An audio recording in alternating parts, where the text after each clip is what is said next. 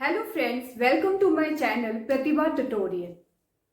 आज का जो मैंने टॉपिक लिया है वो है एरिया एंड पेरीमीटर और मैं इसमें मिक्स वर्ड प्रॉब्लम लेने वाली हूँ।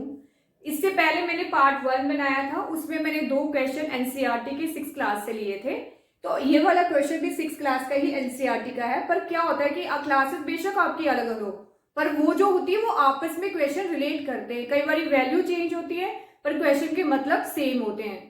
तो चलिए हम अपना क्वेश्चन शुरू करते हैं इसको सॉल्व करना।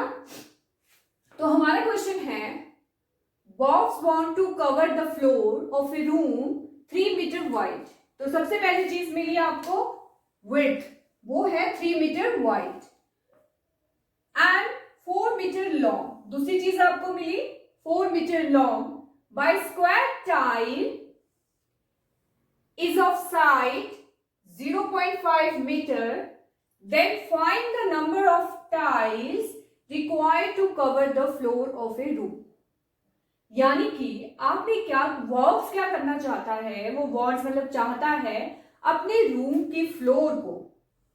अब आप देखो, अब आपको यहाँ पे कैसे पता चलेगा कि ये हम स्क्वायर की बात कर रहे हैं कि हम रेक्टेंगल की बात कर रहे हैं? कैसे पता चलेगा आपको? आपको पता चलेगा, आप देखिए विड्थ 3 मीटर है और लेंथ 4 मीटर है। क्या ये स्क्वायर हो सकता है? स्क्वायर की सारी साइड बराबर होती है तो ये स्क्वायर नहीं हो सकता। तो हमारे पास जो चीज आई है वो है एक रेक्टेंगुलर रूम जो 3 मीटर वाइड है और 4 मीटर लॉन्ग है। ठीक है, उसको उसे क्या करना है, स्क्वायर टाइल लगानी है। अब आप मुझे बताइए कि जब आप टाइल लगाते हो, आप टाइल कहां लगाओगे? अंदर लगाओगे या अलोंग द डिस्टेंस लगाओगे? बताओ। ऑब्वियस है कि हम टाइल जो हैं वो रूम के अंदर इस तरीके से लगाएंगे। ठीक है, तो मतलब हमने क्या कवर किया? हमने एरिया कवर किया। मेरी पिछली वीडियो पे जरूर जाइए, वहां पे मैंने आपको बताया था कि अगर आप बीच की एनक्लोज सरफेस को अगर आप कवर कर रहे हो, किसी भी फिगर की बीच के एरिया को कवर कर रहे हो, तो उसमें आपको area of that close figure calculate करना है। ठीक है, तो हम क्या करेंगे, इस रूम की सबसे पहले एरिया निकालेंगे, क्योंकि जितना रूम का एरिया होगा टाइल्स भी तो उतनी ही लगेंगी, उसी एरिया में लगेंगी। ठीक है, बराबर होगी। तो चलिए हम शुरू करते हैं अपने क्वेश्चन को, सॉल्यूशन शुरू करते हैं कि आपके पास क्या गिवन है। आपके पास गिवन है विड्थ ऑफ ए, अब हमें पता चल गया है कि वो रेक्टेंगुलर रूम है जो कि है 3 metre.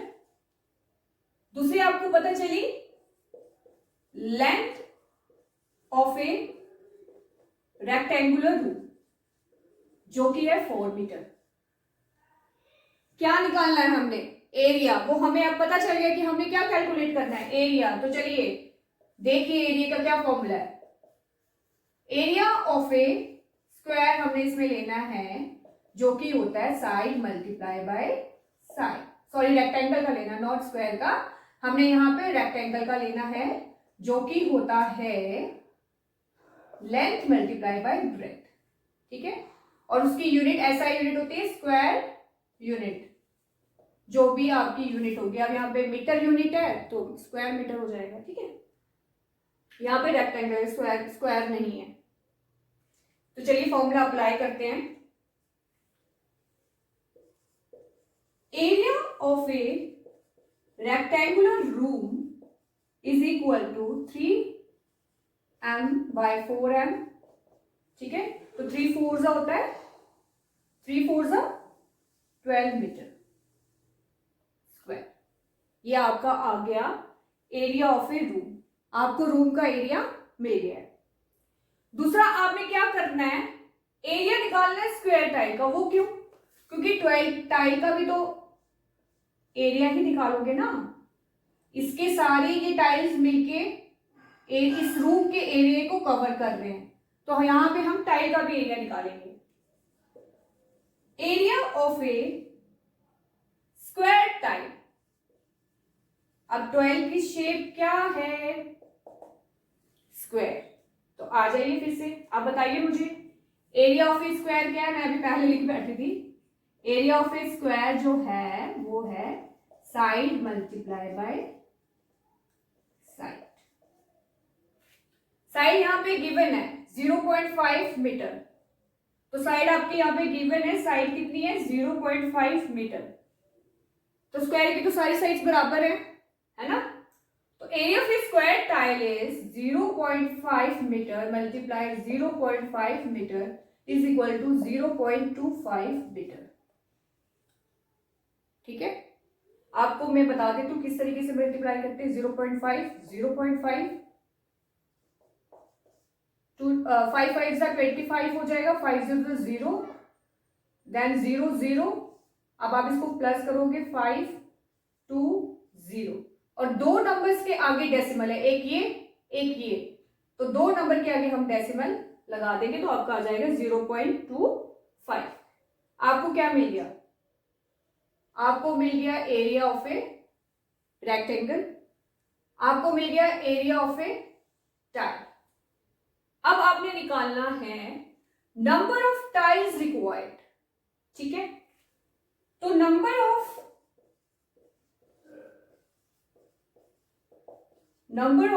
Tiles required to cover the area. अगर पूरे एरिया को कवर करना है तो कितना आपको टाइल्स लगेगी?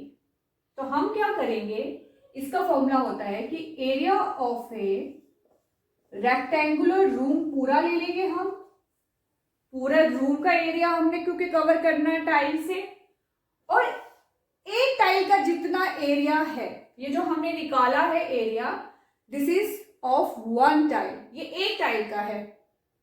ठीक है, तो उससे हम इसको डिवाइड कर देंगे, area of a square tile, इससे हम इसको क्या कर देंगे? डिवाइड कर देंगे, हमें हमारा आंसर मिल जाएगा। देखिए किस तरीके से। एरिया ऑफ रेक्टेंगुलर रूम कितना है हमारे पास? वो है 12 मीटर स्क्वायर, ये भी मीटर स्क्वायर है, और area of a square tile जो हमने अभी कैलकुलेट किया वो है 0.25 मीटर स्क्वायर। क्लियर? अब आप देखिए, यहां से मीटर स्क्वायर आपका कैंसिल आउट हो जाएगा। जब भी आप डिनोमिनेटर में डेसिमल होता है, अब इसमें तो थोड़ा सा आपको डिफिकल्ट लगेगा, तो हम क्या करते हैं, पहले ही डेसिमल को हटा लेते हैं। अब इस डेसिमल को हटाने के लिए इसके डिनोमिनेटर में 100 आएगा, तो हम क्या करते हैं, फिर वो जो 100 होता है वो रेसिप्रोकल हो जाता है, वो 100 ऊपर चले जाता है। तो सिंपल मैं आपको बता देती हूँ कि इस डेसिमल को हटाने के लिए नीचे दो उसके जो पॉइंट्स के साथ जो नंबर है उसकी पोजीशंस अगर देखोगे 10th और 100th है, इसका एक अलग से वीडियो में आपको बताऊंगी। तो इस डेसिमल को हटाने के लिए हम 2 0 लगा देंगे, क्योंकि दो नंबर है। अभी आप शॉर्टकट याद रखो कि 2 नंबर है, हम 100 लगाएंगे, तो 12 मल्टीप्लाई बाय 100 जो इस डेसिमल को हटा के आया है, और नीचे 25 मीटर स्क्वायर आपका करके, देन 1200 हो गया ये मल्टीप्लाई करने के बाद, और ये हो गया 25। अब आप इसको या तो सिंपली डिवाइड कर लो, या तो आप इसको क्या करोगे, कैंसिल आउट करोगे, जो भी आपको इजी लगे वो आप कर लो। इसको आपका आंसर जो होगा वो 48 टाइल्स आएगा। ठीक है, आप देख लीजिए, चाहे आप इसको डिवाइड करके देख लो, मैं डिवाइड करके बता देती हूँ, नहीं तो आपको साइड पे, नहीं तो आप सिंपल इसको कैंसिल आउट कर सकते हो। चलिए डिवाइड करके देख लेते हैं, है ना? इससे आपको अगर किसी को डिवाइड में प्रॉब्लम होगी तो वो उसके लिए इजी हो जाएगा। हम सेंटर में लेंगे 1200 और 25 की टेबल से इसको डिवाइड कर देंगे। ठीक है, तो 25 की टेबल आपको आती होगी, नहीं आती तो आप क्या करोगे, कैलकुलेट करके कर लो, बहुत तरीके होते हैं, जिस भी मर्जी से आप कर लो। तो हम क्या करेंगे, इसको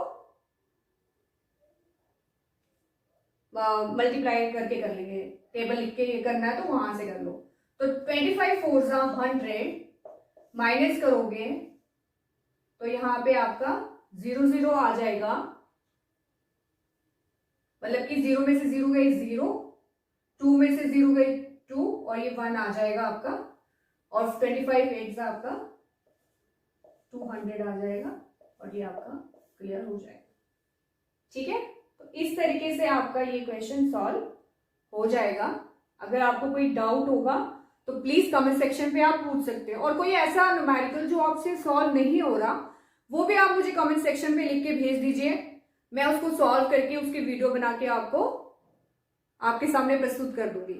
और प्लीज अगर आपको मेरा वीडियो पसंद आया है तो लाइक करना मत भूलिए, शेयर कीजिए और मेरे चैनल को सब्सक्राइब कीजिए। Thank you very much.